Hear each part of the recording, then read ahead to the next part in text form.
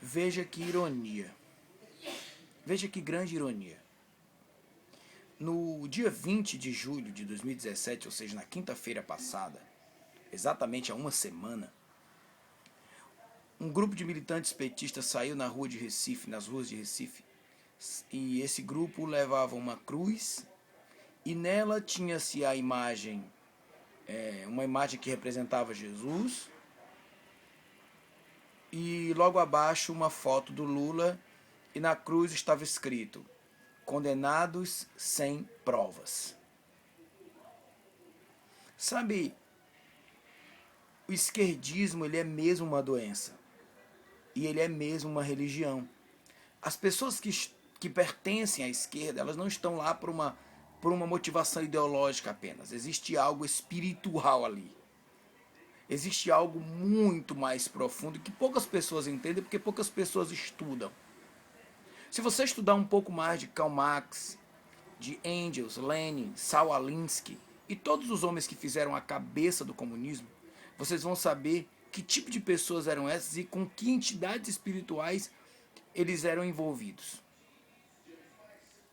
Existe um livro de uma autora que fala a psicologia dentro da ideologia esquerda e fala sobre a psique da ideologia esquerdista. E aí ela trata de como Karl Marx e os outros pensadores eles eram envolvidos com essa coisa espiritual. Mas por que eu estou falando tudo isso? Como essa notícia me soou estranha e ao mesmo tempo aberradora. Como eu posso comparar Luiz Inácio Lula da Silva a Jesus Cristo?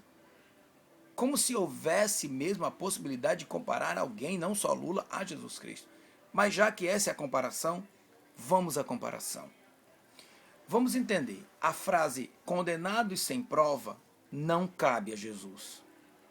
Porque para que Jesus fosse condenado, Jesus teria que ser condenado sim com alguma prova. Por exemplo, Jesus curou no sábado. A lei dizia que Jesus não poderia curar no sábado, porque no sábado nenhum homem poderia trabalhar. Jesus chegou a contestar: ora, vocês salvam um animal no sábado, mas não podem curar um homem no sábado? E Jesus também salvou no sábado. Outra coisa que Jesus fez que contrariou a lei foi falar com uma mulher de uma outra nação que era inimiga de Israel e a sós e em pleno meio-dia. Isso quebrava a lei. Isso aconteceu em João no capítulo 4. Agora eu quero comparar a visão assistencialista de Lula e a visão assistencial de Jesus. Vamos ver a diferença. O pensamento comunista prega que se você começar a agir de maneira assistencialista com o povo vai virar um mendigo que vai vir sempre à sua porta. Então o povo não vai pensar em tomar o poder, porque o povo vai estar tomado por esse poder assistencial. Então quando você dá Bolsa Família, quando você dá essas bolsas que tornam as pessoas escravas, elas vão sempre lembrar desse governo como um governo que ajudou, mas nunca vão reparar nos seus graves erros, nos seus roubos. Mas veja Jesus.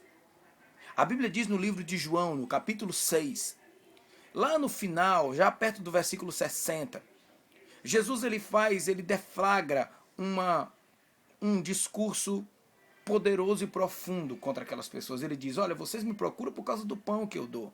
Aí Jesus ele sugere que agora, e Jesus diz que agora ele era o pão e ele era o sangue e a carne que eles deveriam comer. Jesus não estava tratando de canibalismo ali, Jesus estava tratando de que agora, ao invés de querê-lo por causa do pão, as pessoas deveriam amá-lo porque ele era a verdade.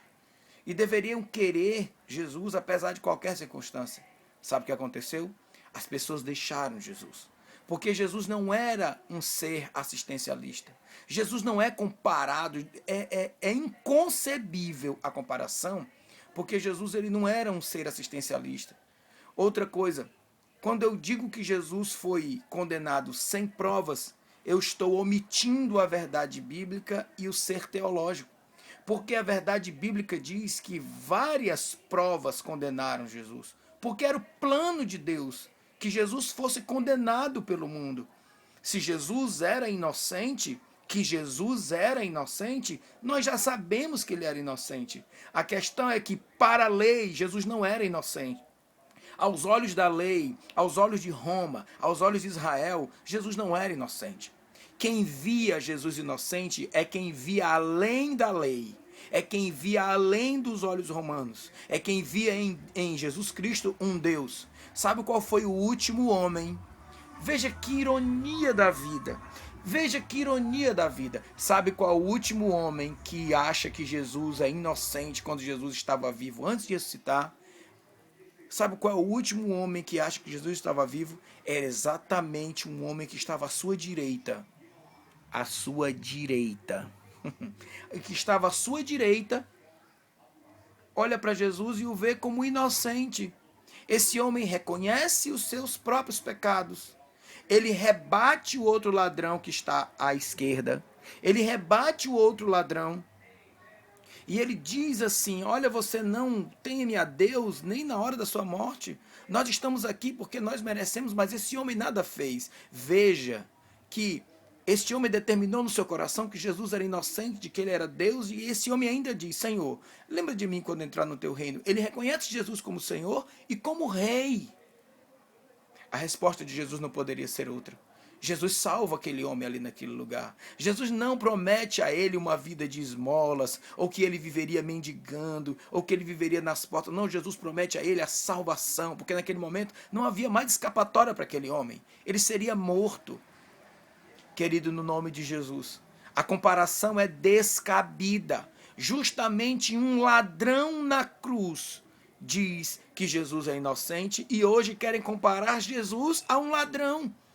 Porque Lula assaltou este país. Existem muitas e muitas evidências. São muitas as evidências que condenariam Lula à prisão perpétua. Mas compará-lo a Jesus é descabido. É desprovido de qualquer consciência natural de inteligência. Não. Jesus é incomparável. Jesus é único. Jesus é completamente e absolutamente Deus. E Lula é um pecador. Lula é alguém que devastou esse país e que, se não se arrepender, herdará cada gota dos seus atos. Se não se arrepender, Lula morará no mais profundo dos infernos, de onde nasceu o comunismo. Que Deus abençoe o Brasil e que não caia nessa esparrela, no nome de Jesus.